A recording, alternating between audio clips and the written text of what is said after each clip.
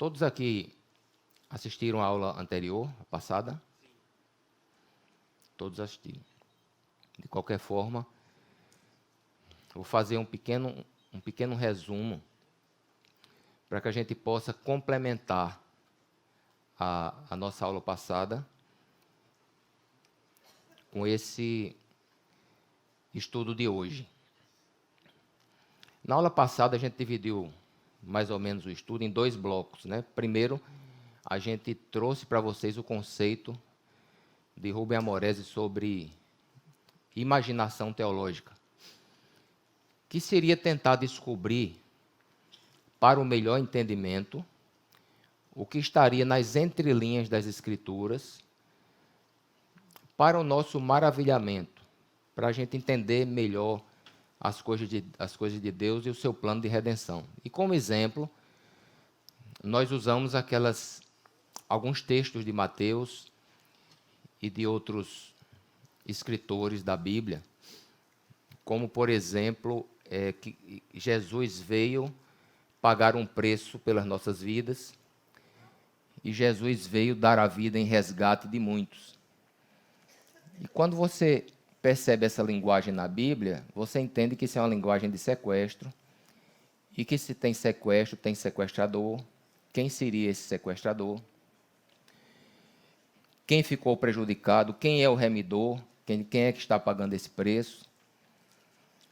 E a partir daí a gente cria na nossa mente uma imaginação teológica, mas ela não é uma fantasia. Ela está baseada, ela está instrumentada em textos bíblicos que a gente vai apenas correlacionando uns com os outros. Então, essa foi a primeira parte da aula. Foi a questão da gente entender o que é imaginação teológica. Na segunda parte, nós estudamos o capítulo 12 do livro de Apocalipse. E nesse capítulo, muito fora do tempo Cronos, né? Você vê que o tempo vai para frente, para trás, vai para passado, presente e futuro. A gente tentou entender o que é o tempo de Deus, que é o Cronos, e tentamos entender também o tempo de Deus, que é o Kairos, e também tentamos entender o que é o Cronos. E quando é que eles se fundem. Quem não assistiu a aula passada pode assistir, ou quem assistiu e não lembra pode rever. E no capítulo 12 de Apocalipse, existia uma mulher que estava grávida para dar à luz, e existia um dragão que estava ali pronto para engolir ou para destruir o filho. Mas o filho foi arrebatado para o céu, e o dragão foi perseguir a mulher durante 1260 dias no deserto, onde Deus protegeu essa mulher por esse tempo. E o dragão, não conseguindo atingir a mulher, foi atrás da sua descendência, ou seja, daqueles que carregam a palavra do testemunho. E essas pessoas que carregam a palavra do testemunho somos nós. Então, essa perseguição desse dragão com seus anjos e essa batalha no céu de Miguel e seus anjos contra o dragão e seus anjos, ela é universal e ela começa desde a queda de Lúcifer até o momento atual, e ela só vai terminar quando Deus julgar os reis e os anjos, final, quando ele der o seu veredito final. E no capítulo 11, no versículo 11 do capítulo 12, nós vimos uma coisa interessante também, que é onde nós frisamos mais. Que essa força de Miguel e seus anjos, por essa imaginação teológica, ela é dada por 2 fontes de poder. Uma já aconteceu no Cronos, ela já se fundiu com Cronos, que é a morte do Cordeiro. A morte de Cristo, ela já aconteceu na história, ela tem data. Porém, a outra fonte de poder, que é o testemunho daqueles que não amaram suas próprias vidas e que deram sua vida para defender a fé e a sua palavra, essa ainda está acontecendo. Essa ainda está no Kairos de Deus, ainda está no tempo. É por isso que o diabo ainda está vivo e ativo no planeta Terra e ainda está em oposição ao reino de Deus e principalmente à sua igreja, aqueles que carregam o testemunho de Cristo. Esse, mais ou menos, foi o resumo da aula passada. E nós hoje vamos trazer uma proposta para essa aula de hoje, que é a seguinte: entender o julgamento humano e o de Lúcifer, baseado no testemunho. Esse testemunho de Apocalipse 12, capítulo 12, versículo 11.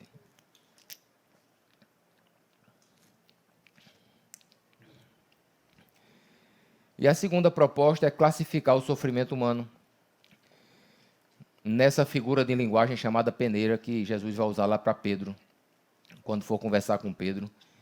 Um pouco mais na frente nós vamos trazer esse texto para vocês. Então, todo sofrimento humano vai cair em uma dessas peneiras aí. As pessoas perguntam, por que pessoas boas sofrem? Isso é injusto, né? Tanta gente que poderia estar aí. Asaf teve uma crise dessa. E a gente vai tentar entender por que também é um sofrimento humano. E para isso a gente precisa saber o que é que está por trás desse testemunho. Quem vai trazer luz para o nosso entendimento é o capítulo 1 de Jó. Aliás, são os 2 primeiros capítulos, mas fica muito longo para a gente ler. Porém, vamos ler o 1º versículo até o 22, para que a gente entenda que com esse diálogo com Deus, Satanás dialogando com Deus, e a gente vai daqui a pouco trazer outro diálogo pela imaginação teológica, instrumentado também nas entrelinhas desse diálogo e nos capítulos 28 de Ezequiel e 14 de Isaías. Então vamos ao texto de Jó. Havia um homem na terra de Uz, cujo nome era Jó. Este homem era íntegro e reto, temia a Deus e se desviava do mal. Nasceram-lhe 7 filhos e 3 filhas. Tinha 7.000 ovelhas, 3.000 camelos, 500 juntas de bois e 500 jumentas. Também tinha muitíssima gente ao seu serviço, de maneira que este homem era o maior de todos os do Oriente. Os filhos dele iam às casas uns dos outros e faziam banquetes, cada um por sua vez, e mandavam convidar as suas 3 irmãs a comerem e beberem com eles. Quando se encerrava um ciclo de banquetes, Jó chamava os seus filhos e os santificava. Levantava-se de madrugada e oferecia holocausto segundo o número de todos eles. Pois Jó pensava assim: talvez os meus filhos tenham pecado e blasfemado contra Deus em seu coração. Jó fazia isso continuamente. Num dia em que os filhos de Deus vieram apresentar-se diante do Senhor, veio também Satanás entre eles. Então o Senhor perguntou a Satanás: de onde você vem? Satanás respondeu ao Senhor: de rodear a terra e de passear por ela. E o Senhor disse a Satanás: você reparou no meu servo Jó? Não há ninguém como ele na terra. Ele é um homem íntegro e reto, que teme a Deus e se desvia do mal. Então Satanás respondeu ao Senhor: será que é sem motivo que Jó teme a Deus? Não é verdade que tu mesmo puseste uma cerca ao redor dele, na sua casa e de tudo que ele tem? Abençoaste a obra das suas mãos, e os seus bens se multiplicaram na terra. Mas estende a tua mão e toca em tudo que ele tem, para ver se ele não blasfema contra ti na tua face. Então o Senhor disse a Satanás: você pode fazer o que quiser com tudo que ele tem, só não estenda a mão contra ele. Então Satanás saiu da presença do Senhor. Um dia, quando os filhos e as filhas de Jó comiam e bebiam vinho na casa do irmão mais velho, veio um mensageiro a Jó e lhe disse: os bois estavam lavrando e as jumentas estavam pastando junto a eles. De repente, os sabeus atacaram e levaram tudo. Mataram os servos a fio de espada. Só eu consegui escapar para te trazer a notícia. Enquanto este ainda falava, veio outro mensageiro e disse: fogo de Deus caiu do céu e queimou as ovelhas e os servos, destruindo todos eles. Só eu consegui escapar para trazer a notícia. Enquanto este ainda falava, veio outro mensageiro e disse: os caldeus se dividiram em 3 bandos, atacaram os camelos e os levaram embora. Mataram os servos a fio de espada. Só eu consegui escapar para trazer a notícia. Também este ainda falava quando veio outro e disse: os seus filhos e as suas filhas estavam comendo e bebendo vinho na casa do irmão mais velho. De repente, eis que se levantou um vento muito forte do lado do deserto e bateu contra os 4 cantos da casa. Ela caiu sobre os jovens e eles morreram. Só eu consegui escapar para trazer a notícia. Então, Jó se levantou, rasgou o seu manto, rapou a cabeça, prostrou-se em terra e adorou. E disse: No saí do ventre da minha mãe e no voltarei. O Senhor deu e o Senhor tomou. Bendito seja o nome do Senhor. Em tudo isto, Jó não pecou, nem atribuiu a Deus falta alguma. Então, irmãos, esse texto de Jó é um texto muito esclarecedor para nós na questão do sofrimento, porque ninguém sofreu mais do que Jó entre os personagens bíblicos, tirando Jesus Cristo. Porque ele teve uma morte de cruz e uma morte onde não ele tinha nenhum tipo de pecado. Mas fora Jesus Cristo, o representante do sofrimento humano para nós é Jó. Porque Jó foi atingido nas 3 áreas humanas que nós mais tememos. Primeiro foi atingido na área da família. Segundo, foi atingido na área da saúde. E terceiro, foi atingido na área financeira. Quais são as outras áreas que não estão dentro dessas áreas? Então, na verdade, Jó foi provado nas 3 áreas principais do ser humano. Perdeu os filhos, perdeu a saúde e perdeu a área financeira, perdeu o dinheiro, ficou pobre. Pobre, doente e sem família. Então, esse é um modelo que Deus traz nas Escrituras para a gente entender essa ligação de Jó com o testemunho. O que foi que saiu da boca de Jó? Deus é injusto, Deus não devia ter feito isso, eu sou um homem bom. Não. O que saiu da boca de Jó foi: nu eu cheguei aqui, nu eu vou sair. Bendito seja o nome do Senhor. Mas a gente pode fazer, a partir do texto, algumas afirmações. Algumas coisas intrigantes que tem no texto de Jó, que às vezes passa despercebido, mas muitas vezes salta muito ao texto. E a primeira afirmação é essa aqui. O diabo apresenta-se a uma reunião ao qual não havia sido chamado e não é imediatamente expulso. Porque, irmão, se o diabo entrasse em qualquer igreja evangélica ou católica, via logo o sacerdote para jogar água benta, bota a mão na cabeça, né? Então, o diabo não pode estar numa reunião onde está reunido o povo de Deus. Mas aqui, a gente não sabe por quê. Estava lá Deus reunido com os filhos de Deus, uma reunião no céu, e entra Satanás. E não foi imediatamente expulso. Essa é uma coisa já intrigante, que a gente precisa pensar. A segunda coisa é que o Altíssimo assinala a sua presença e lança uma espécie de desafio sobre Jó, como se já houvesse uma antiga disputa entre eles. Não foi o diabo que entrou para acusar Jó, não. Foi Deus que disse assim: você viu o meu servo Jó?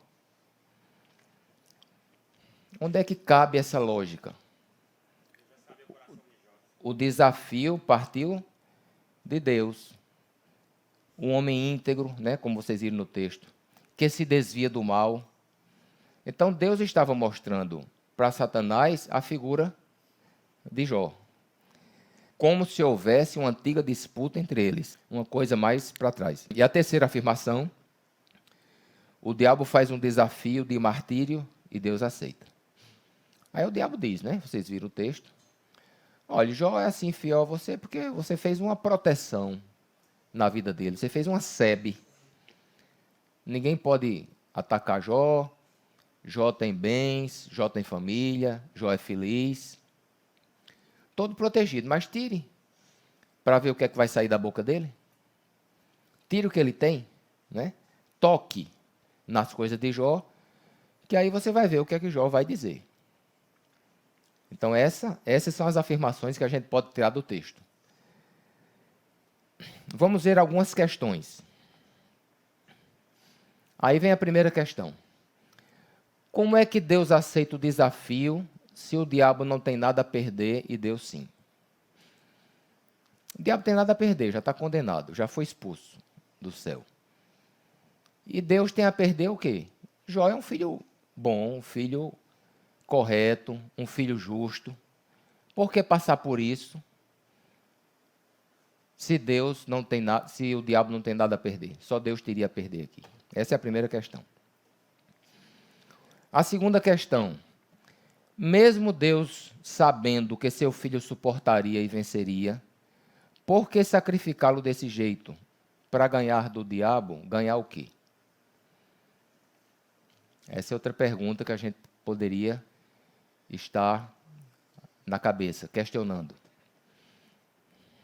E a terceira é uma pergunta para vocês.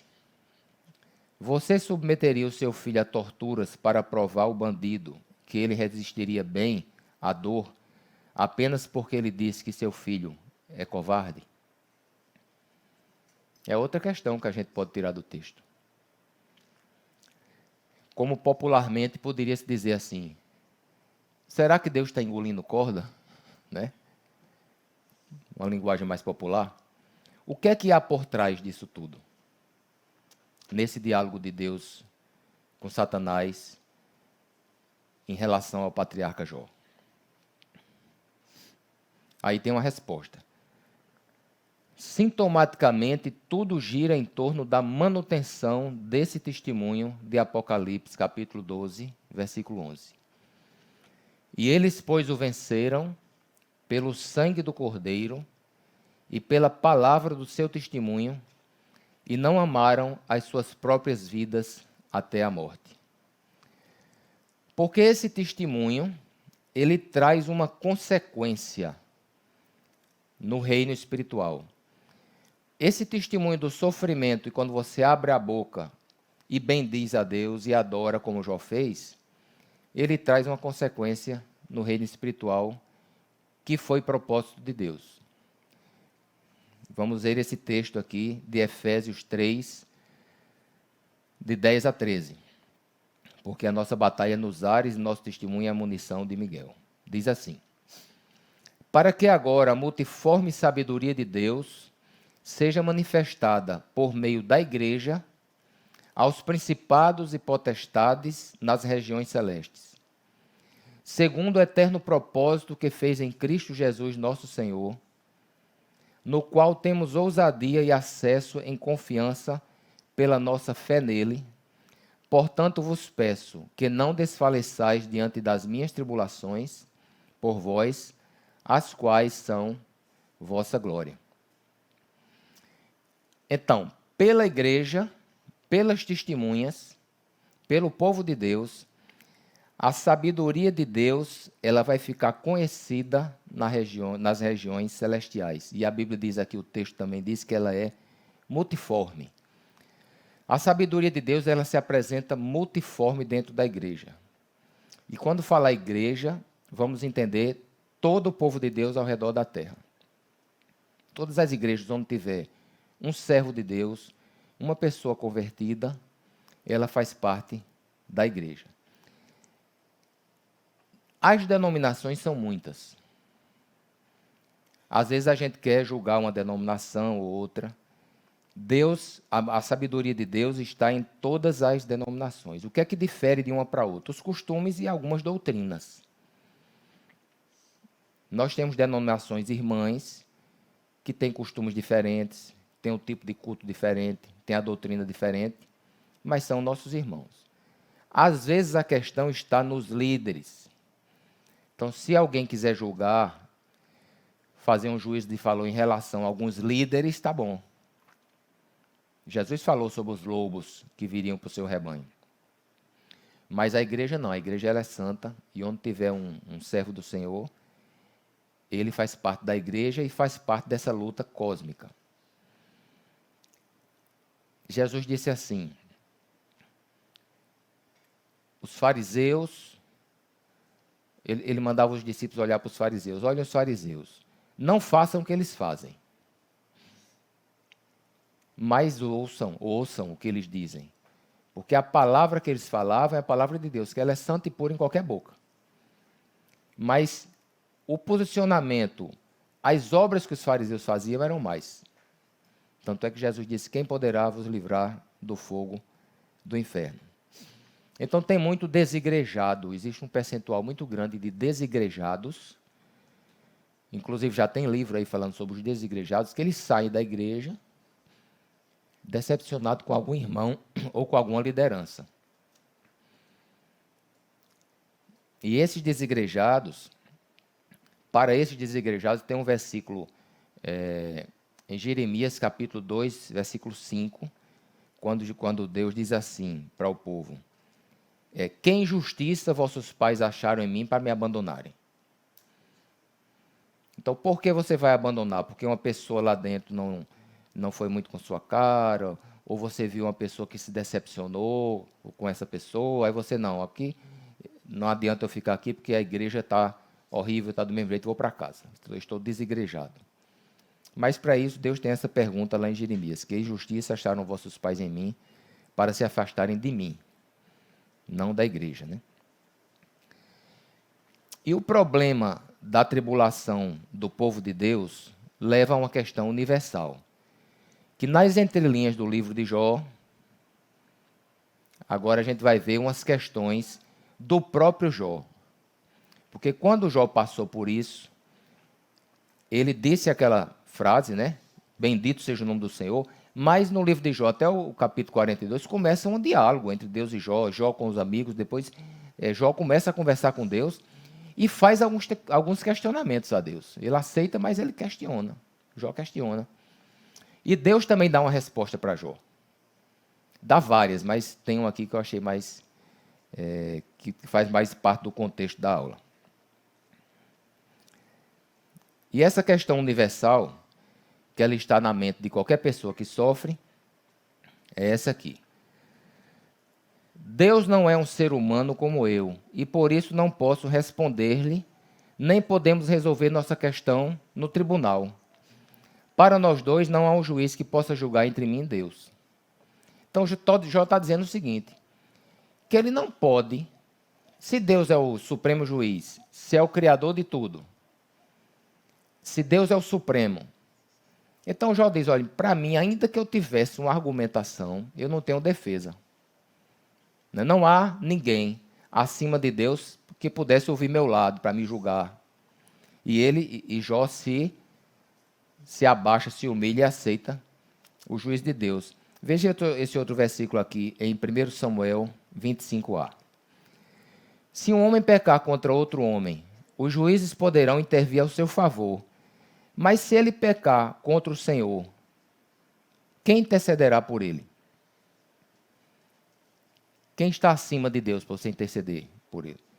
Nós aqui no país, nós entendemos isso muito fácil. Nós temos o Supremo Tribunal Federal, que hoje governa. Então, se você tem uma queixa contra o Supremo, você vai para... O Supremo lhe deu uma sentença. Aí você vai recorrer ao próprio Supremo, mas você já perdeu lá. Então, para isso voltar é complicado. Aí tem que haver uns entendimentos estranhos, algumas correlações, algumas coisas, para isso ser derrubado. Aqui estou falando aqui na Terra. Então, quando você está debaixo de uma sentença de Deus, um raciocínio, às vezes, da humanidade, o raciocínio de Jó, e talvez dos anjos caídos, do próprio Lúcifer, quando foi expulso do céu com a sentença dele, eu não tenho a quem recorrer. E Deus está atento a essas coisas, e Deus vai trazer uma forma de a pessoa que foi condenada se conformar com a sua condenação. Porque até isso Deus é justo. Até isso Deus trabalha. Peraí, você não está entendendo sua condenação, não? Então eu vou fazer uma forma de você entender a sua condenação. Eu não sei se vocês assistiram um filme que eu só indico para adultos, bem adultos. Coração Satânico. Que é um filme que tem os rituais, uma coisa que é com Robert De Niro e o outro ator. É um cara que faz um pacto com o diabo, depois ele faz uns rituais lá e perde a consciência, não lembra mais do pacto, e o diabo vem cobrar a alma dele. Só que para o diabo cobrar a alma dele, precisa deixar ele consciente do que ele fez. Aí contrata ele como detetive para achar ele mesmo.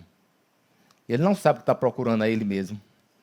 E ele vai procurar, e vem as coisas, vem as lembranças na memória dele, porque ele fez um ritual que ele perdeu essa consciência. Então, no fim, quando o diabo consegue colocar na cabeça dele a consciência, aí o diabo vai pegar a alma dele. Então, é necessário que o condenado ele entenda que a justiça é a justiça. E aqui nós temos o texto, quando Jó questiona, né, algumas coisas, não questionando, não aceitando, são questões que passam no nosso coração. Aí Deus responde assim: será que você está querendo anular a minha justiça ou me condenará para se justificar? Parece mais um texto de uma ironia, né? Deus dizendo: peraí, Jó, tu quer me condenar para se justificar? Depois desses textos todos, aí eu vou trazer para vocês agora um texto, um diálogo entre Deus e Satanás que não está na Bíblia.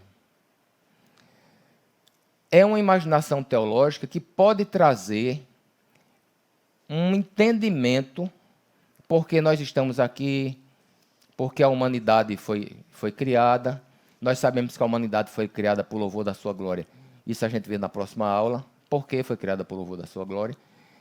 Mas tem outra finalidade, segundo essas entrelinhas da Bíblia, de que a humanidade foi criada. Tem outra finalidade. E aí, nesse diálogo que a gente vai ver entre Deus e Lúcifer, eu vou projetar para vocês. Eu vou ler a fala de Lúcifer e um irmão nosso vai ler a fala de Deus, para não ficar só uma fala só. Então, é o entendimento pela imaginação teológica desse conflito de questões e interrogações entre a humanidade e Deus, tendo como representante o primeiro que caiu, que foi exatamente Lúcifer. Essa imaginação está instrumentada nos capítulos 28 de Ezequiel e 14 de Isaías e outros textos que eu não citei aqui. Lúcifer, como explicas teu comportamento? Como pudeste intentar mal contra o teu Deus, que te criou e te agraciou com tão grande esplendor, que até os teus irmãos tu ofuscavas? Eu cansei, Altíssimo. Quero ser dono do meu próprio pedaço do universo. Colocar meu próprio negócio, afinal, eu também sou filho de Deus. Mas tu estavas no Éden. De todas as pedras preciosas te cobrias. De ouro foram feitos teus ornamentos. No dia em que foste criado, foram eles preparados. Mas tu exigiste muito de mim. Não, tu eras perfeito nos teus caminhos, até que se achou iniquidade em ti. Na multiplicação do teu comércio se encheu o teu interior de violência e pecaste. Violência, Altíssimo? Sim, violência, Lúcifer. Por isso serás lançado, profanado, fora do meu monte, e perecerás em meio ao brilho das pedras, ó querubim da guarda. Como perecer? Como vais fazer perecer a mais bela das tuas criaturas? Vais perecer, porque se elevou o teu coração por causa da tua formosura. Corrompeste a tua sabedoria por causa do teu resplendor. Eu não posso aceitar isso, Altíssimo. A culpa é tua. Fizeste-me para pecar. Sim, sabias que tudo isto aconteceria e mesmo assim me fizeste. E isto é mal, muito mal da tua parte. O direito está ao meu lado, apenas não posso fazê-lo valer, porque tu te achas o juiz de todas as coisas e isto é injusto. Estou condenado e sem direito a um julgamento isento. Mas sabes que ninguém pode ser como tu, a tua imagem e semelhança. Por isso me condenaste ao me criar. Nenhuma criatura que criaste jamais teve que se relacionar contigo do modo que te relacionas na Trindade, mas exigiste isto de mim. E quando eu falhei, como teria que falhar, porque não sou santo como tu, condenaste-me à pena eterna. Na verdade, tu te alegras em fazer criaturas inferiores a ti, para depois as oprimir com teus padrões inalcançáveis.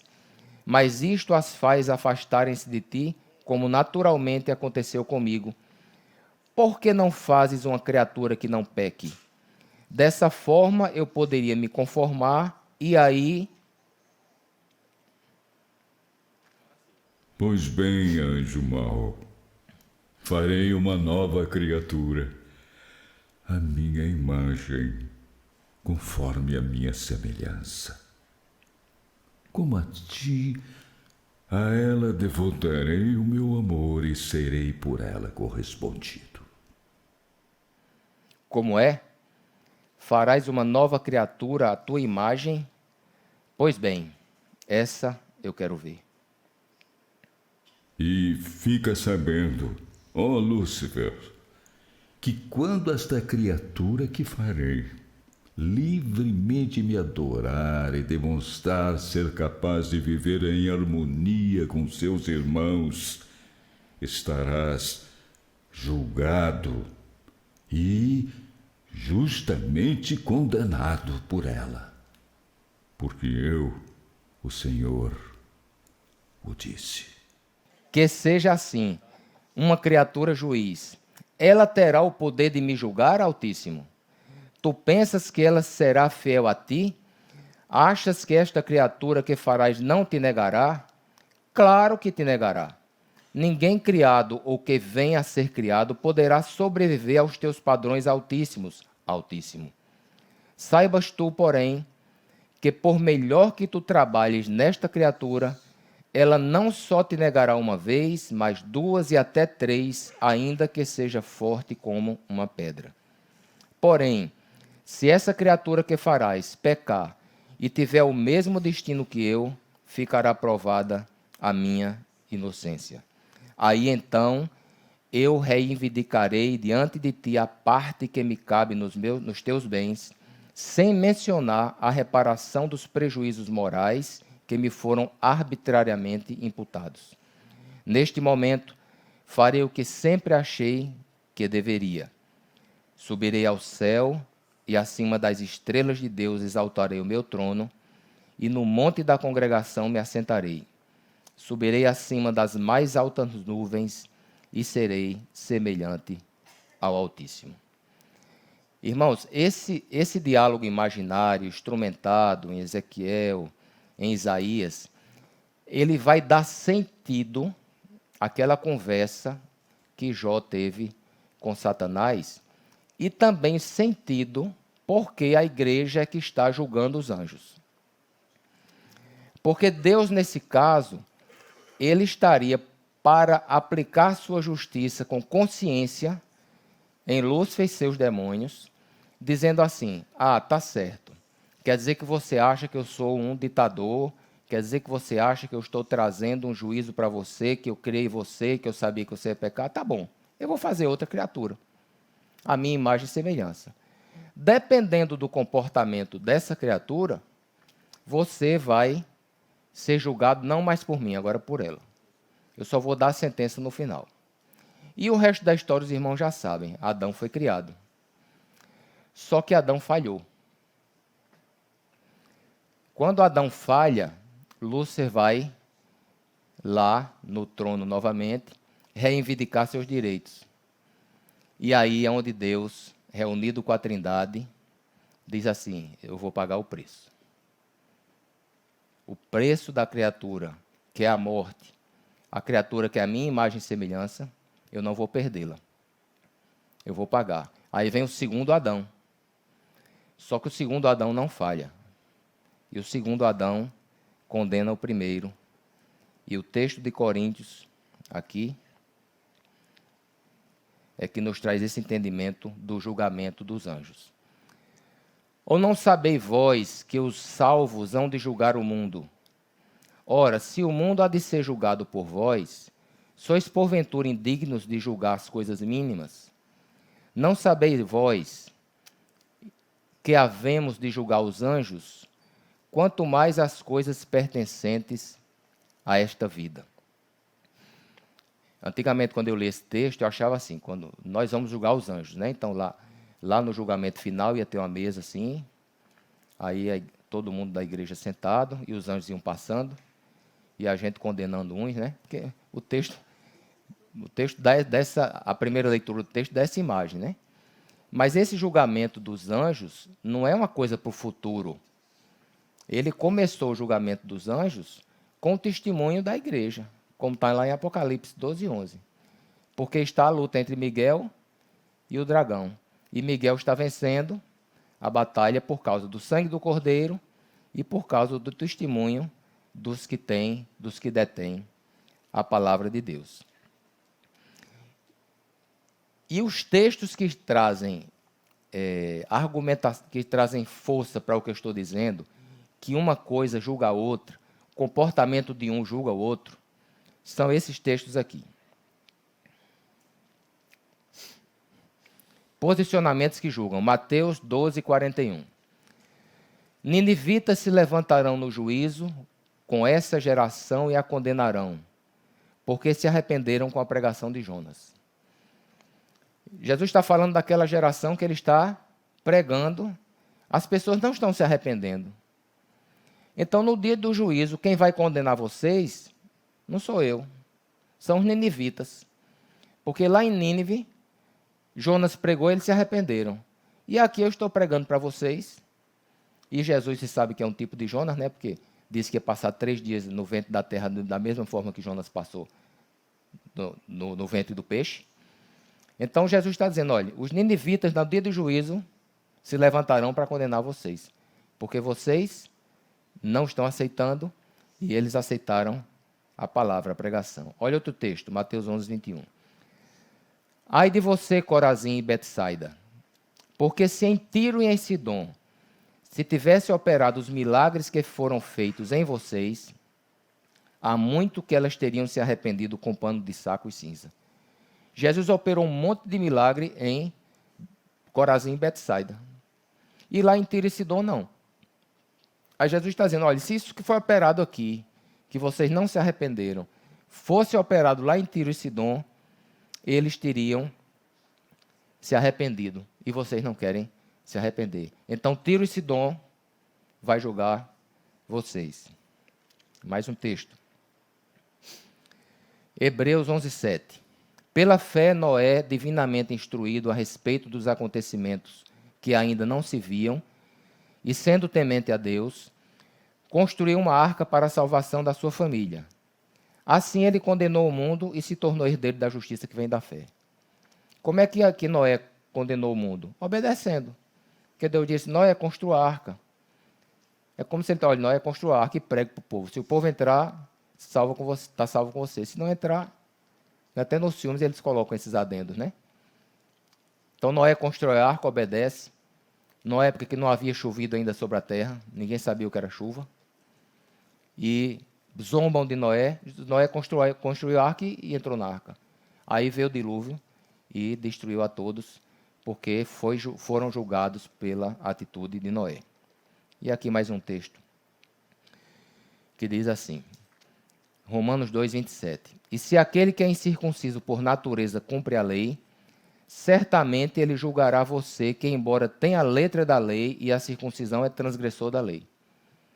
Então, se um incircunciso que está lá fora, ele toma atitudes de acordo com a palavra, e você e nós, que estamos aqui dentro da igreja, não tomamos, nós estamos sendo julgados também por pessoas que fazem e nós não fazemos.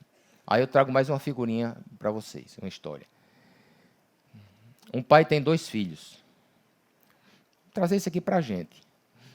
Aí, de repente, o pai sai de casa, vai trabalhar e diz, olha, nenhum dos 2 na piscina.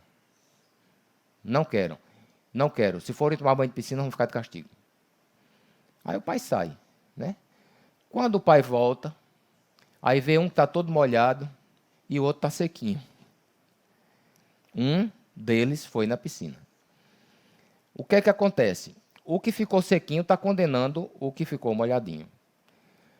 Porque se os dois tivessem ido para a piscina, o pai poderia pensar assim, mas será que a minha lei foi muito dura? Porque os filhos poderiam justificar, papai, a temperatura estava de uma forma que essa sua lei aí não dava para cumprir. Estava difícil demais. Tanto é, olha, que foi todo mundo. Se o senhor quiser matar seus filhos, o senhor fica sem ninguém, porque foi todo mundo. Ninguém pôde, né? Ninguém pôde resistir. Mas acontece que um resistiu e o outro foi. Então, o que resistiu condenou ao que foi. Aí, se a gente trouxer isso para Adão, o primeiro Adão não resistiu, falhou. O segundo Adão resistiu, não entrou na conversa de Satanás. Quem tiver no segundo Adão, está salvo. Quem continuar no primeiro Adão, está condenado. Então, a pregação do Evangelho é para que você deixe de ser filho de Adão e passe a ser filho de Deus, porque todos aqueles que o receberam se tornaram, tiveram o poder de serem chamados filhos de Deus. Porque todos nós nascemos filhos de Adão. Ninguém é filho de Deus. A partir do momento que você entende a cruz e que aceita Jesus como seu Salvador, você se torna filho de Deus. A partir daí, a partir desse momento. Então, Jesus veio para condenar o primeiro Adão e os seus seguidores que não obedeceram, que não foram um como Deus projetou para a humanidade. Dessa forma, a gente tem 4 observações a partir daí, aplicando um pouco aqui para nós. A primeira observação é a seguinte: da mesma forma que o meu bom testemunho ou meu bom comportamento condena o mundo, também incomodam os irmãos da fé, que eles se sentem julgados. Às vezes, dentro da própria igreja, um grupo, vamos imaginar aqui, um grupo de jovens, resolve um grupo se santificar mais para a oração. Esse grupo que resolve se santificar mais para a oração, para ler a palavra, ele vai incomodar o grupo dentro da igreja mesmo, que não está nessa vibe. Vai incomodar. E o que é que acontece? Termina esse grupo se sentindo julgado por aquele. Então, eles ficam incomodados. Ou eles aderem, ou eles ficam inconscientemente torcendo para aquilo parar. Isso dentro da própria igreja. Porque existe essa questão de olhar para o outro para ver se o outro está me condenando ou não. Segunda observação. Pessoas da igreja não se sentem seguras em pecar sozinhas. É horrível pecar só. Sempre se procura uma companhia. Porque com a companhia você se justifica diante dos irmãos. Olha, você estava onde? Não, eu estava ali, naquele local. Mas eu não estava só, não. Fulano estava lá e ele é diácono. Então já se justificou, né? Já se justificou. Porque essa pessoa deu cobertura a ela. Então, pecar só ninguém quer. Porque fica uma coisa muito descoberta. Você fica muito descoberto. Então, geralmente, se sente mais à vontade em pecar com irmãos, com amigos, porque ninguém é de ferro. Vai dizer, olha, ninguém é de ferro. Isso aqui aconteceu, qualquer pessoa cairia. Terceira observação. O nosso mau testemunho deixa os incrédulos de consciência livre para continuar fazendo o que bem entendem. Porque, irmãos, tem muitas pessoas, ateus, que eles ficam julgando a si mesmos da seguinte forma, até pelo comportamento, pelos costumes. Eles pensam assim: olha, eu sou uma pessoa boa, eu nunca traí minha mulher, eu nunca roubei ninguém, eu nunca briguei com ninguém, eu nunca fui desonesto no negócio. Mas naquela igreja tem um cabo que me deu um golpe, tem outro que faz isso, tem outro que faz aquilo. Então é o seguinte, Se eu não for para o céu, ninguém vai. Porque o senso de justiça das pessoas que estão lá fora, eles não entendem a cruz. O senso de justiça deles é o nosso comportamento. É por isso que o nosso comportamento, existem uns teólogos muito assim, que chegaram a um nível de conhecimento, que diz, não, Jesus veio para me libertar, eu faço o que eu quiser. Porque a salvação não tem nada a ver com comportamento. Mas ela está relacionada com isso por causa dos incrédulos e por causa dos novos convertidos. Então, a gente vira referência. Então, essas pessoas que estão de fora terminam se justificando, porque dentro da igreja tem pessoas que dão trabalho, e ela na casa dela, ali, trabalhando honestamente, sustentando a família e tendo boas intenções, ela iria para o céu tranquilamente, a despeito de outros que nem iriam, porque ela acha que dentro da igreja aquelas pessoas estão com um péssimo testemunho. E, por último, outra observação, diante dessa questão de posicionamentos que julgam. Dentro da igreja, se o nosso testemunho não é bom, nós liberamos os novinhos que estão chegando também para seguir o mesmo testemunho, ou seja, para pecarem também. E para isso é onde está o perigo, e aí é onde está o perigo. Porque Jesus falou lá em Mateus 18, 6 e 7 o seguinte: e se alguém fizer tropeçar um desses pequeninos que crê em mim, seria melhor para esse que uma grande pedra de moinho fosse pendurada ao seu pescoço e fosse afogado na profundeza do mar. Ai do mundo por causa das pedras de tropeço, porque é inevitável que elas existam, mas ai de quem é responsável por elas.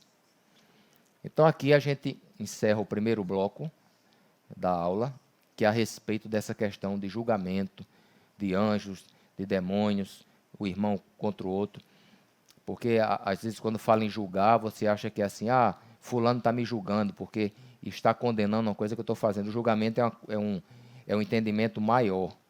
É uma coisa que acontece no reino espiritual e que se reflete aqui no reino, dentro da igreja e também no mundo. Então, o julgamento está muito relacionado com palavra de testemunho, com palavra de fé, né? que nós proclamamos, e também com as nossas atitudes. E agora, irmãos, a gente vai ver essa segunda parte da aula, é a questão do sofrimento. Como é que esse sofrimento ele vai trazer para nós, o sofrimento principalmente do cristão, um entendimento de classificação em relação a essa figura da peneira que Jesus usou com o apóstolo Pedro. Então, vamos a ela. Lucas 22, 31 e 32a. Disse também o Senhor: Simão, Simão, eis que Satanás os pediu para peneirar como trigo, mas eu roguei por ti, para que tua fé não desfaleça. Então aqui a gente volta àquele quadro de Jó. Naquele quadro de Jó, Jesus agora está no seu ministério, e Satanás se apresenta a ele e diz assim: esse Pedro aí que está dizendo aí que vai dar a vida por você, Pedro está dizendo que é o cara, deixa eu dar uma peneiradinha nele. Aí o que é que Jesus faz? Retira-te, Satanás. Eu não te chamei aqui. Não. Jesus vai, ora ao Pai, diz a Pedro: olha, Pedro, eu roguei por você, para que você não perca a sua fé, para que sua fé não desfaleça. Aí eu pergunto a vocês, esse diálogo que houve agora aqui, de Jesus com Pedro, com Satanás, aliás, a respeito de Pedro, será que não existe aqui também? Com a gente? Quando a gente resolve entrar no caminho do Senhor, que resolve trazer as Escrituras como centro da sua vida, será se Satanás não chega e diz assim: viste o meu servo Pedro? Pedro, aqui. Viste o meu servo Pedro? Olha, ele saiu de onde ele estava, agora ele está na igreja Batista Tambaú, estudando as Escrituras. Satanás dizendo deixa eu dar uma peneirada nele, né? Então, às vezes, Pedro tem uma coisa que ele estava tentando fazer e não consegue, vai para cá, para ver se desvia a atenção dele da palavra, para ver se tira Pedro de onde ele... E volta, aliás, Pedro para o lugar dele. Mas aí ele vai orar, ele vai se ajoelhar, e a Bíblia diz, resistir ao diabo, ele fugirá de vós. Então ele vai proclamar a palavra e vai adorar a Deus. Mas com cada um que está aqui, na medida, como diz o ditado popular, Deus dá o cobertor conforme o frio. Então, na medida que Deus permite, todo crente, todo cristão vai passar por uma peneira. Ou já passou. Eu acho até que todos já passaram aqui por peneira. Quem não passa por peneira, que não entende ainda, são as crianças, os adolescentes ainda. Mas mesmo assim, os adolescentes já passam por peneira. E o que é que eles fazem? Vão para a vigília, né, vão orar a Deus, vão ler a palavra, porque é uma fase existencial muito difícil, né, essa fase de adolescência que está passando para a juventude. Então, passam pela peneira. Então, Jesus traz essa figura para ilustrar, às vezes, tribulações que nós passamos sem motivo. Porque Jó não tinha motivo nenhum para passar por aquilo. Pedro ainda tinha um motivo, porque Pedro não era convertido, né? Pedro traiu Jesus, negou 3 vezes. E Pedro foi peneirado até a morte. Pedro passou pela peneira do martírio.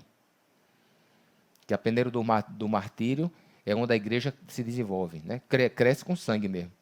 Cada sangue derramado por um mártir, a igreja explode. Sempre foi assim. Não foi isso que aconteceu com Jó? Primeiro, ele recebeu uma sequência de tragédias. Depois, Satanás usou sua esposa, esperando que ele blasfemasse. A esposa chegou para ele e disse assim, amaldiçoa teu Deus e morre. Porque Jó passou a vida todinha adorando a Deus, sacrificando, né, fazendo seus cultos, seus sacrifícios. E de repente acontece tudo aquilo com Jó. Perde a família, a saúde e o dinheiro. Aí a mulher chegou e disse, meu amigo, esse seu Deus o que é? Amaldiçoa esse Deus aí e morra. E a resposta de Deus... Então Jó se levantou e rasgou seu manto e rapou a sua cabeça e se jogou em terra e adorou. E disse, nu saí do ventre de minha mãe e nu tornarei para lá. O Senhor Deus deu, o Senhor Deus tomou, bendito seja o nome do Senhor. Peneira do testemunho. Essa é a peneira. Aconteceu também com Abacuque. Está lá em Abacuque 3, 17 a 19, no contexto da invasão da Babilônia. Porquanto ainda que a figueira não floresça, nem haja fruto na vide, o produto da oliveira minta, e os campos não produzam mantimento, as ovelhas da manada sejam arrebatadas e nos currais não haja vacas, todavia eu me alegrarei no Senhor, exultarei no Deus da minha salvação. Aqui um problema seríssimo financeiro que Abacuque estava passando, e o povo, todo o povo, por causa do cativeiro. Esse é o contexto. Não tinha curral, não tinha vaca, não tinha a videira, não tinha uva, não estava dando nada. Então, as pessoas estavam passando fome. Aí Abacuque, o que é que ele fala? Vai blasfemar de Deus? Vai reclamar de Deus? Não, ainda que não tenha isso, ainda que não tenha aquilo, ainda que eu esteja passando por isso, mesmo assim eu me alegrarei no Senhor. Porque o Senhor é que traz força para isso. Ele mesmo dá a força. Isso aconteceu com os mártires lá de Apocalipse 12, versículo 11. Mesmo diante da morte, não amaram as suas próprias vidas. Isso acontece todo dia na China, na Coreia do Norte, no Irã, no Iraque. Nós vivemos aqui dentro de uma bolha, irmãos. Nossos irmãos lá, se vocês que acompanham aí Portas Abertas, essas missões que estão lá dentro, tentando levar o Evangelho, estão morrendo. E morrendo torturados. Coreia do Norte. Isso aqui é a peneira do martírio. Aconteceu também com Paulo, 1 Coríntios 4, 9. Porque tenho para mim que Deus a nós, apóstolos, nos pôs por últimos, como condenados à morte. Pois somos feitos espetáculo ao mundo, tanto a anjos quanto a homens. Eu já trouxe esse versículo uma vez, e essa palavra espetáculo é teatron. É feito um teatro. Existe uma plateia de anjos e demônios aqui em cima, vendo tudo que está acontecendo dentro da igreja. Então, Paulo, como apóstolo, diz, olha, nós somos os últimos, né? Nós somos assim um refúgio. Nós somos espetáculo tanto a anjos quanto a homens. Todos esses passaram pela peneira do testemunho. E cada um de nós também passa de certa maneira. A peneira para nós, Jesus trouxe aqui um texto muito interessante de Mateus 10, 33 a 39, que diz assim: mas qualquer que me negar diante dos homens, quer dizer, a peneira não é para você negar, é para você afirmar a sua fé. Eu também o negarei diante do meu Pai que está nos céus. Não cuideis que vim trazer paz à terra, não vim trazer paz, mas a espada. Jesus não é o príncipe da paz?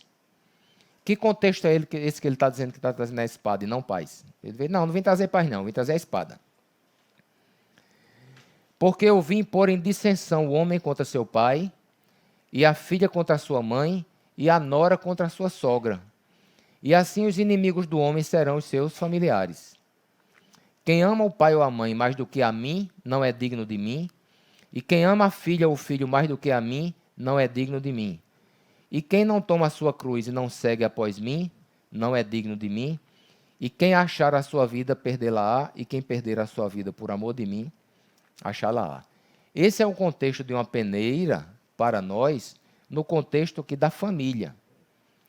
Muitas pessoas, quando se convertem dentro de uma família cristã, não tem problema, todo mundo se alegra. Mas quem vem de outras religiões, quem vem do ateísmo, quem vem do islamismo, morre. O pai manda matar. Quem vem do testemunho de Jeová, que eu tenho uma parente minha que é testemunho de Jeová, ela foi expulsa de casa pelos pais, porque se converteu. E quem vem de outras religiões, ou mesmo cristãs, às vezes elas passam por situações dificílimas dentro da família, porque deixou a tradição familiar. E eles entendem a religião como uma tradição que não pode ser quebrada, porque todo mundo aqui nasceu assim, e a família desde seus bisavós. Como é que você trai a família? Então esse é o contexto que Jesus está trazendo. Que quem for amar mais o pai, ou a mãe, ou a irmã, mais do que a mim, não é digno de mim. E ele disse que veio para isso mesmo, separar pai de filho, nora de sogra, porque quando a pessoa se converte e não é aceita, separa. Porque quem ama a sua vida, perde-la. E quem dá a sua vida por amor de mim, vai achar. Está falando em vida eterna. Então, nesse caso, existe cisão. Já em Mateus 5, de 10 a 12, Jesus diz assim: bem-aventurados os perseguidos por causa da justiça, porque deles é o reino dos céus.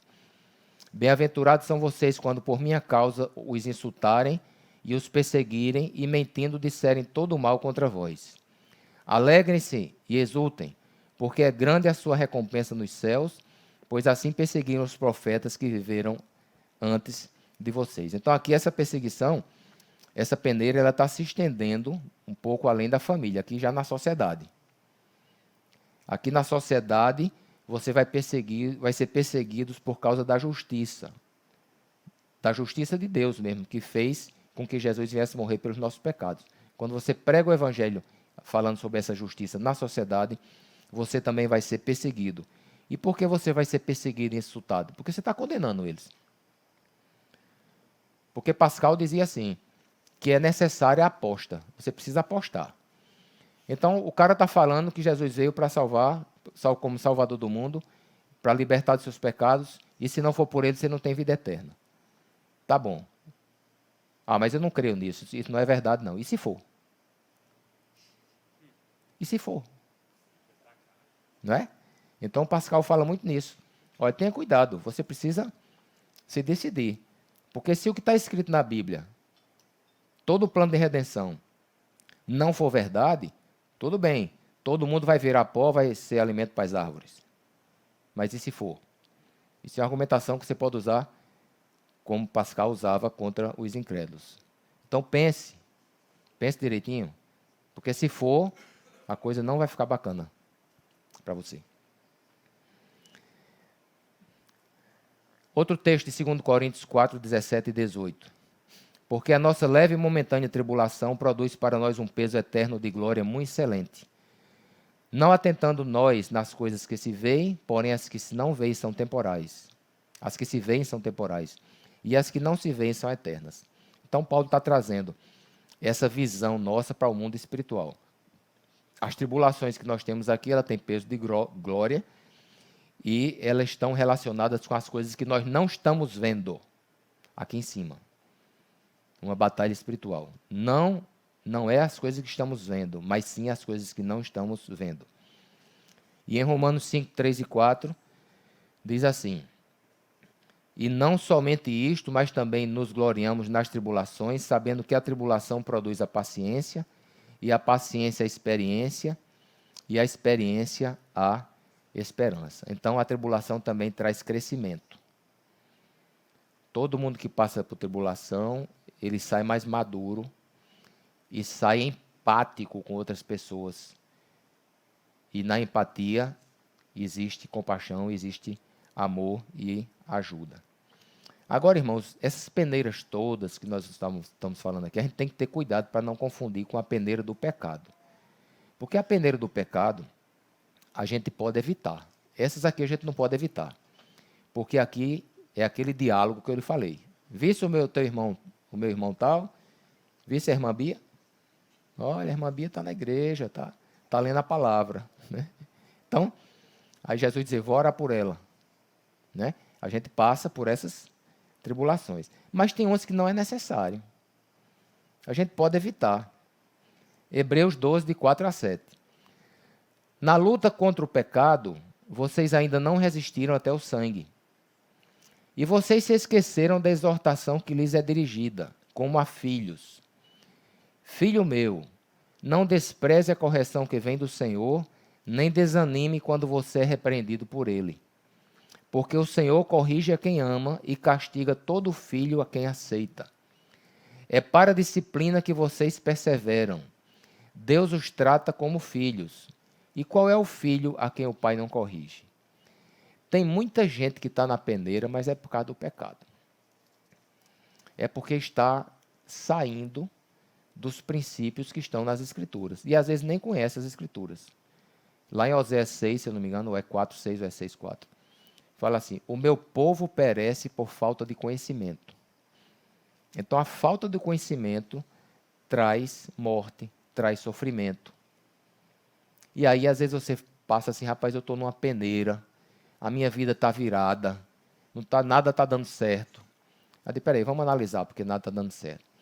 Como é que está a sua vida nessa área, nessa área, nessa área? Não, aqui está tudo bem. Então pode ser a peneira do testemunho. Deus quer que você dê testemunho, você vai crescer aqui. Aí você vai e descobre a área onde o irmão está sem sabedoria, ou o irmão está em pecado. Aí fala, bom irmão, essa peneira aqui, vamos fazer o seguinte, vamos eliminar ela. Pare de sofrer, como diz lá o bispo. Pare de sofrer. Vamos corrigir aqui essa peneira que você está, porque você quer. Então a peneira do pecado, ela vai naquelas coisas da carne, né? Que todos já sabem. Sair do esconderijo do Altíssimo, né? Aquele que habita no esconderijo do Altíssimo, a sombra do Onipotente descansará. Aí eu saí do esconderijo do Altíssimo, tome seta. Né? O esconderijo do Altíssimo é um escudo, como tem lá em Israel. Né? Aquele escudo vem aqueles mísseis, todos são repelidos pelo escudo. Deus fez uma sebe ao redor de Jó.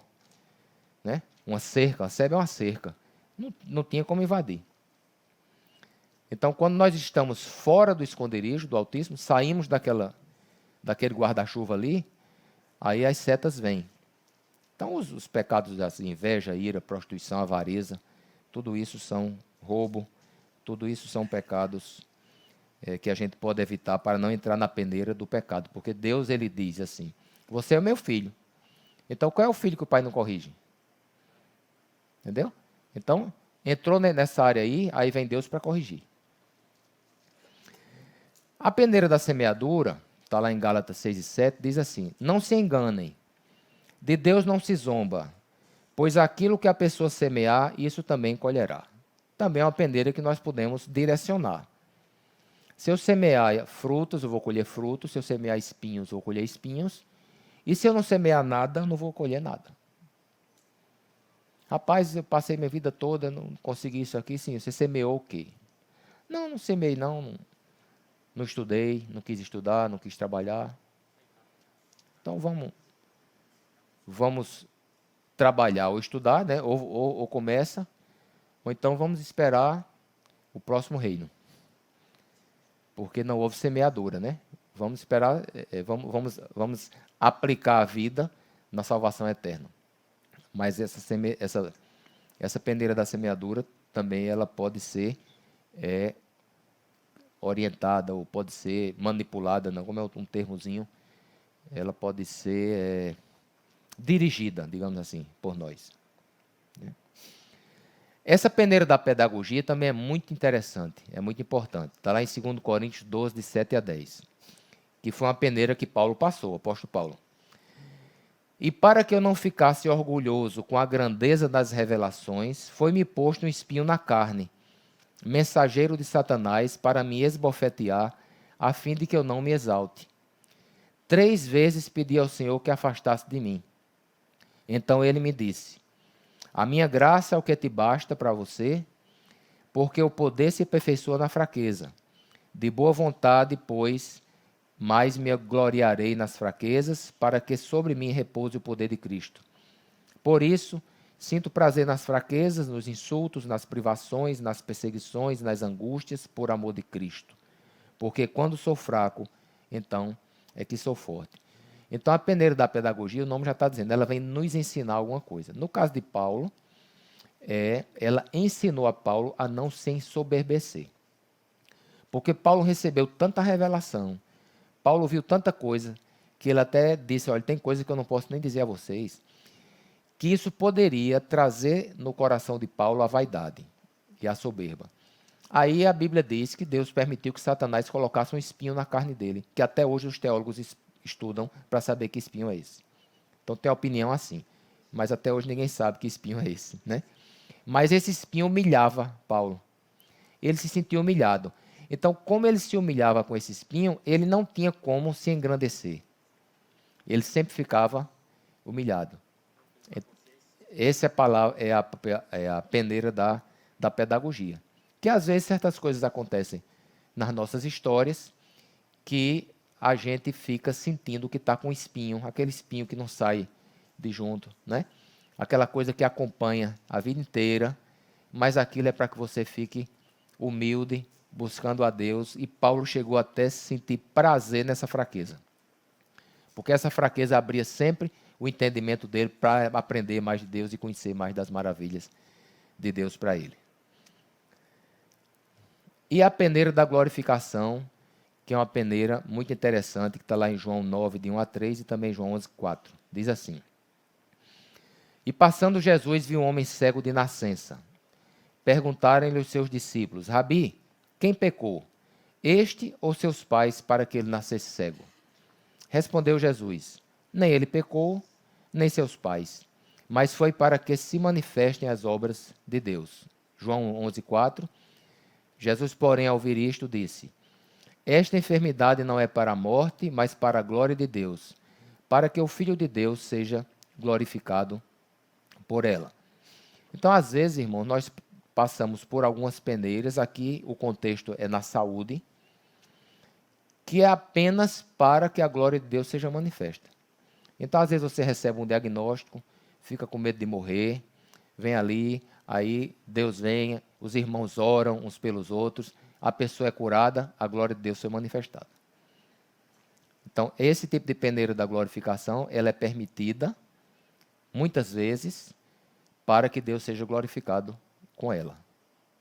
Entendeu? Esses 2 textos ilustram bem isso. E aí a gente chega às perguntas, terminamos as peneiras. Quais foram as peneiras que nós já passamos? Isso é para a gente pensar em casa, né? Já passamos por alguma dessas peneiras? Se vocês quiserem rever, vejam o vídeo, para que você possa classificar. Dentro dessas peneiras, a gente pode classificar qualquer tipo de sofrimento humano. Por exemplo, existe a peneira da queda. Eu nem trouxe aqui, porque a peneira da queda é aquela peneira que toda a humanidade está sujeita, que é a morte eterna. Então, a partir do momento você já nasce pecador, o seu destino é a morte eterna. Então, essa peneira está sobre todos. Porque nós saímos dessa peneira? Nós temos outras peneiras para nós. Porque nós escolhemos ficar do lado do segundo Adão. como foi dito aqui. Nós nascemos de novo. Então, nós não estamos mais debaixo da peneira da queda. E a peneira da queda, a que os ímpios estão sujeitos, nem sempre ela está atuando. Porque tem ímpio aí que vive com a família muito bem obrigado, nasce bem, com saúde, com dinheiro, com família e morre assim. Essa foi uma crise de Asaf, quem quiser ler o Salmo 73. Asaf passando por situações terríveis, e olhou para os ímpios e disse, olha, com os ímpios não é assim, os caras prosperam, as ovelhas só crescem. Né? Asaf teve essa crise, mas no fim Asaf tem um rompante de sabedoria, um insight, né? E diz, mas o fim dos ímpios, eu já sei qual é, tipo assim, o fim dos ímpios é terrível. Então Asaf entende, mas esse Salmo 73 é interessante por quê? Porque às vezes nós estamos passando por essa situação. Estamos olhando nosso vizinho que nunca leu a Bíblia bem e a gente às vezes passando por situações terríveis, tanto saúde quanto financeira, quanto familiares.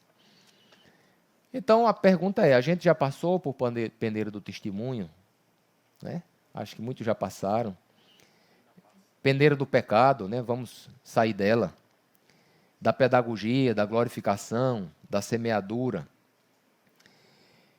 E, por fim, ainda tem uma que não deu tempo de trazer. Existe uma peneira que Deus não permite passar, que está lá em Zacarias. Eu não lembro o capítulo. Quando Josué se apresenta numa visão a Zacarias e Satanás pede e começa a acusar Josué. Aí o anjo chega, não, esse é um tição tirado do fogo, tira a roupa suja de Josué, bota a roupa limpa de Josué, e aí não acontece nada com Josué. Aí já foi uma atitude diferente que Deus tomou. Vocês vejam, procurem no livro de Zacarias, onde está isso. E vamos a algumas conclusões. Conclusões. Primeira, no sofrimento de Jó, está em jogo, além do desafio cósmico apontado em Apocalipse, uma questão de justiça divina, o destino de um terço das hostes celestiais.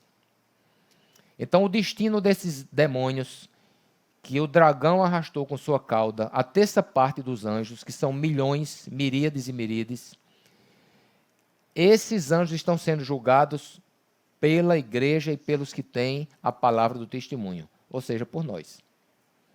Então, no desafio dali, que Deus fez com Satanás, com Jó, está em jogo todo esses principados e potestades que habitam nas regiões celestes. Segunda conclusão. Existe atualmente na eternidade uma batalha entre o Miguel e o dragão, que isso nós já exploramos bem. Terceira, nós participamos dessa batalha como criatura juiz, conforme vimos naquele diálogo imaginário entre Deus e Lúcifer. Quarto, a igreja com seu testemunho julga o mundo. Quinta conclusão. O mundo se torna inimigo do testemunho e tenta por todos os meios calá-lo ou corrompê-lo, porque a impiedade seria julgada inocente se a igreja caísse. Então, no momento, por isso que a Bíblia fala que as portas do inferno não prevalecerão contra a igreja, que também tem aquele sentido do Hades, mas também tem esse sentido, que se a igreja caísse, aí as hostes celestiais estavam livres, e haveria maior festa. Quer dizer, olha aí, a igreja, tua igreja, olha como é que ela está, as pessoas não estão mais orando, não estão mais frequentando, não estão mais se reunindo, não estão mais adorando, então por que tu vais me julgar? As criaturas que tu criaste são da mesma forma. É muito difícil seguir seus padrões altíssimos. É assim que ele se reporta a Deus. Mas a igreja está cada vez mais viva. A igreja está se preparando para o arrebatamento. A igreja está se preparando para o noivado, né? Para as bodas, aliás, que a noiva já está se preparando para as bodas. E cada vez que mais persegue a igreja, mais ela cresce. Mas ela está viva. 6. A batalha não é contra homens. A nossa guerra não é contra homens. Porque a nossa luta não é contra o sangue e a carne, mas contra os principados e potestades, contra os dominadores deste mundo tenebroso, contra as forças espirituais do mal nas regiões celestes. Então, a nossa batalha não pode ser uns contra os outros. É contra o inimigo. e seus asseclas. E por fim, Deus, no final de tudo, dará a sua sentença para todo o universo. Está lá em Isaías 24, 21. Naquele dia, o Senhor castigará nas alturas os exércitos celestiais e na terra castigará os reis da terra. E por fim haverá novos céus e nova terra, como está lá no capítulo 22 de Apocalipse. Terminamos nossa aula. A próxima aula falaremos dos anjos. O ministério dos anjos. Falamos tanto em demônio, né, irmão? Agora vamos liberar um pouquinho e vamos para a melhor parte. Já chega de tanto demônio. Vamos falar dos anjos agora, para a gente terminar e começar a terminar esse módulo.